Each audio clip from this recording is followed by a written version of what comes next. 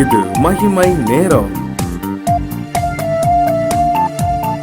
கர்த்தர் இரட்சகருமாகிய இயேசு கிறிஸ்துவின் ஈடு இணையற்ற நாமத்தில் மகிமை டிவி நேயர்களை நான் வாழ்த்துகிறேன். இந்த நாட்களிலும் ஜெபிப்பதை குறித்து நாம் தியானித்து வருகிறோம். நம்முடைய ஜெபம் கேட்கப்பட வேண்டும் என்று ஒவ்வொருவரும் விரும்புகிறோம். நான் ஜெபம் கேட்கப்பட வேண்டும் என்றால் எப்படி நான் ஜெபிக்க வேண்டும், இதுவரைக்கும் நாம் எப்படி ஜெபித்து வருகிறோம், நாம் இதையெல்லாம் மாற்றிக்கொள்ள வேண்டும் என்பதை குறித்து வேதத்திலிருந்து எத்தனை தேவ மனிதர்கள் ஜெபித்ததையும் அவர்களுடைய ஜெபங்கள் கேட்கப்பட்டதையும் நாம் தியானித்து வந்திருக்கிறோம். இந்த நாட்களிலும் இன்னும் ஒரு 5 காரியங்களை குறித்து எப்படி நான் ஜெபிக்க வேண்டும், ஜெபிக்கும் பொழுது நாம் எதை ஞாபகத்தில் வைத்துக்கொள்ள வேண்டும் என்பதை குறித்து நாம் தியானிக்க இருக்கிறோம். முதலாவதாக கர்த்தர் நமக்கு கற்பித்த ஜெபத்திலே சொல்கிறார், உடைய கடனாளிகளுக்கு மன்னிக்கிறது போல எங்களுடைய பாவங்களை மன்னியும் என்று ஜெபிக்க நமக்கு கற்றுக் கொடுத்திருக்கிறார். நாம் பிறருடைய பாவங்களை மன்னிக்கிறது போல அவர் நம்முடைய குற்றங்களை மன்னிக்கிறார். அப்போ மற்றவர்களை மன்னித்து நாம் ஜெபிக்க வேண்டும். ஆண்டவரே, இவர்கள் மேல் எனக்கு ஒரு கசப்பு காணப்படுகிறது, என்னுடைய ஜெபம் தடைபடாதபடிக்கு ஆண்டவரே இதை நான் மன்னிக்கிறேன் ஆண்டவரே இதை அப்படின்னு அவங்களுக்கு மன்னித்து நாம் ஜெபம் பண்ணணும். மார்க் 11ஆம் அதிகாரம் 25ஆம் வசனத்திலே, நீங்கள் நின்று ஜெபம் பண்ணும்போது ஒருவர் பேரில் உங்களுக்கு யாதொரு குறை உண்டாயிருக்குமானால் பரலோகத்தில் இருக்கிற உங்கள் பிதா உங்கள் தப்பிதங்களை உங்களுக்கு மன்னிக்கும்படி அந்த குறையை அவனுக்கு மன்னியுங்கள். இப்போ நம்முடைய பாவங்களை குறித்து ஆண்டவரை நம்ம அறிக்கையிடுவோம். ஆண்டவரே, இது எனக்கு மன்னிச்சு என்னுடைய ஜெபத்தை நீ தயவாய் கேட்டு எனக்கு பதில் தாரும் ஆண்டவரேன்னு ஜெபிக்கும் பொழுது, நாம் பிறரை மன்னிக்காத குற்றங்கள் நம்முடைய உள்ளத்திலே உண்டுன்னு சொன்னால் அதையும் நம்ம மன்னிக்கணும் அப்படின்னு ஆண்டவர் விரும்புகிறார். அதை மன்னிக்காமல் நாம் இருதயத்தில் வச்சுட்டு நாம் என்னுடைய பாவங்களை மன்னித்து என்னுடைய ஜெபத்திற்கு பதில் தாரும் ஆண்டவரே அப்படின்னு கேட்கும் பொழுது அந்த ஜெபம் கேட்கப்பட மாட்டாது. பிரியமானவர்களே, நம்முடைய பாவத்தை மன்னிக்க முடியாது நம்ம தேவனிடத்தில் கேட்கும் பொழுது பிறர் பேரில் நமக்கு ஏதாவது குறை உண்டானால் நம்ம என்ன செய்யணும், அந்த பாவத்தை அந்த குற்றத்தை மன்னித்து நாம் தேவனிடத்தில் ஜெபம் பண்ண வேண்டும். அடுத்ததாக முழு இருதயத்தோடு நாம் ஜெபிக்க வேண்டும். எப்பொழுது நாம் ஜெபம் பண்ணினாலும் நாம் தனிமையிலே ஜெபம் பண்ண வேண்டும் என்று நாம் தியானித்தோம். தாழ்மையோடு ஜெபம் பண்ண வேண்டும் என்று தியானித்தோம். சித்தத்திற்கு ஒப்பு கொடுத்து ஜெபம் பண்ண வேண்டும் என்று தியானித்தோம். அதுபோக முழு இருதயத்தோடும் முழு பலத்தோடும் அவரை ஜெபிக்க வேண்டும். உபாகம புஸ்தகத்தில் சொல்லியிருக்கு, உன் தேவனை முழு இருதயத்தோடு நீ தேடுவாயாகில் நீர் அவளை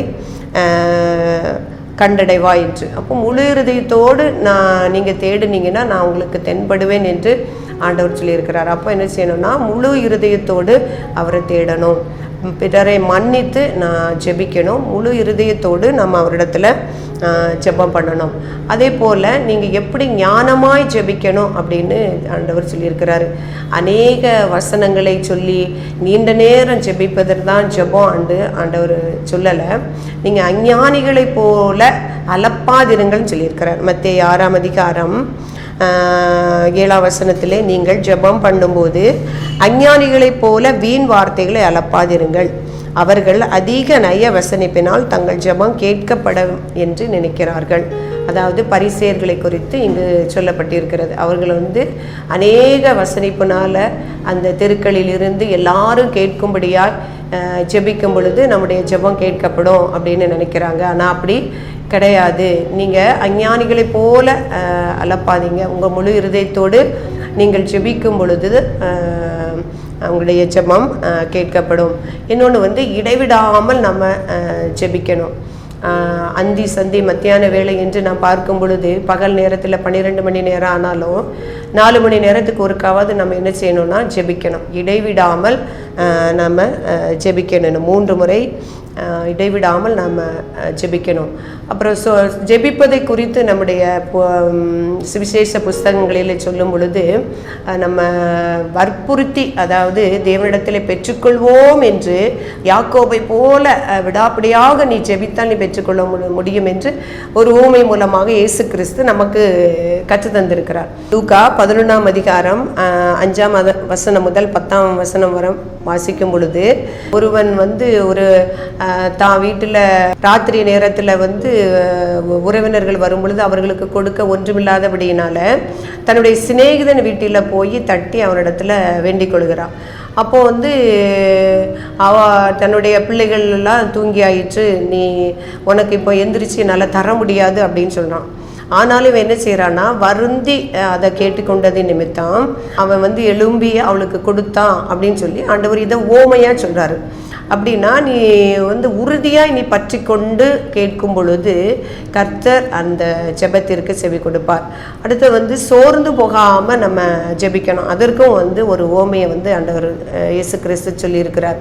அதாவது ஒரு அநீதியான ஒரு நியாயாதிபதி கிட்ட ஒரு விதவை ஒரு நீதிக்காக போகிறான். ஆனால் அந்த அநீதியான நியாயாதிபதி அவளை எப்படியாவது திரும்ப திரும்ப தட்டி கழிச்சிட்டே வராரு. ஆனாலும் திரும்ப திரும்ப அவரை விடாதபடிக்கு அந்த விதவை பெண் சோர்ந்து போகாமல் அவர்கிட்ட கேட்டுக்கொண்டது நிமித்தம் அந்த அநீதியான நியாயாதிபதி கூட சொல்கிறாரு, என் நிமித்தம் இல்லாட்டாலும் இவன் அநேகம் தரம் என்னை கூப்பிடுகிறவளாக இருந்தனால நான் அவளுக்கு நீதி செய்வேன் என்று அந்த அநீதியான நியாயாதிபதியை சொல்லும் பொழுது, நாம் தேவனிடத்தில் சோர்ந்து போகாமல் சில காரியங்களை கேட்கும் பொழுது ஆண்டவர் நமக்கு நம்முடைய ஜெபத்தை கேட்கிறார். பிரியமானவர்களே, இந்த நாட்களிலும் அநேக ஜெபிக்க வேண்டிய காரியங்களை குறித்து நாம் தியானித்தோம். இவ்வளவு நாளும் நாம் ஜெபித்திருக்கிறோம். நம்முடைய தேவன் ஜெபத்தை கேட்கிற தேவன். ஆனாலும் அநேக ஜெபங்களுக்கு நாம் பதில் கிடைக்காமல் நாம் குழம்பி இருக்கிறோம். ஆண்டவரே, இந்த ஜெபத்திற்கு உடனே பதில் கிடைக்க வேண்டிய ஜெபங்கள். ஆனால் இந்த மோசே சொன்னது பொழுது நாம் வேண்டிக் கொள்ளுகிற பொழுதெல்லாம் அவர் சமீபமாக இருக்கிறார். அனைவரும் நாம் உணர்ந்திருக்கிறோம்.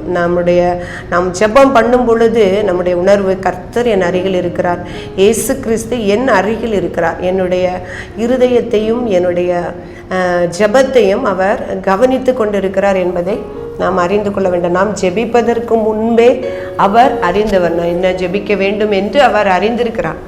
ஆனாலும் என்னுடைய பிள்ளை என்ன கேட்க போகிறது என்று அவர் கவனித்து கொண்டிருக்கிறார். நாம் தியானித்தபடி நாம் அவருடைய சித்தத்தின்படி ஜெபிக்கவும், விசுவாசத்தோடு நாம் ஜெபிக்கவும், தனித்து கர்த்தரோடு ஜெபிக்கவும், ஒருமனப்பட்டு ஜெபிக்கவும், இன்னும் தன்னை தாழ்த்தி பாவத்தை அறிக்கையிட்டு ஜெபிக்கவும், மற்றவர்களுக்கு மன்னித்து ஜெபிக்கவும், இடைவிடாமல் ஜெபிக்கவும், விழித்திருந்து ஜெபிக்கவும். இன்னும் ஒரு காரியம், விழித்திருந்து, கர்த்தர் சொன்னது போல விழித்திருந்து ஜெபியுங்கள், விழித்திருந்து ஜெபியுங்கள் என்று சொன்னது போல நாம் ஜெபிக்க கற்றுக்கொண்டோமானால் நம்முடைய ஜெபங்கள் நிச்சயமாக கேட்கப்படும். கர்த்தர் அதற்கு ஏற்ற பலனை, நன்மைகளை நமக்கு தருவார். அப்படிப்பட்ட ஒரு ஜெப வாஞ்சையையும் கிருபையையும் ஜெப வல்லமையையும் இதை கேட்டுக்கொண்டிருக்கிற ஒவ்வொரு பிள்ளைகளுக்கும் தரும்படியாக நாம் ஜெபிப்போம். இரக்கமும் கிருபை நிறைந்த எங்கள் அன்புள்ள ஆண்டவரே, உம்மை துதிக்கிறோம் அப்பா, உம்மை ஸ்தோத்திரிக்கிறோம் அப்பா. அந்த நாட்களிலும் அப்பா ஜெபத்தை குறித்து ஆண்டவரே எங்களை தியானிக்க கர்த்தர் எங்களுக்கு கொடுத்த கிருபைக்காக தேவரீர் உமக்கு நன்றி செலுத்துகிறோம் அப்பா. எத்தனையோ முறை ஆண்டவரே இந்த ஜெபத்தை குறித்து நாங்கள் தியானித்திருந்தாலும் இந்த நாட்களிலும் அப்பா உம்முடைய வார்த்தையின் நிமித்தம் எங்களோடு கூட பேசுங்க அப்பா.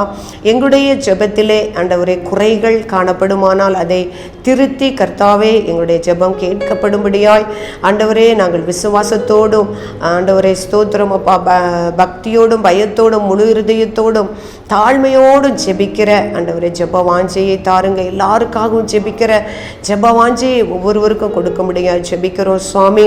ஆண்டவர் நம்முடைய பரிசுத்தாவியின் பலனை ஒவ்வொருவருக்கும் கொடுத்து அபிஷேகத்தை நிரப்பும்படியாக ஜெபிக்கிறேன். கொடுத்த வார்த்தைக்காக உமக்கு நன்றி.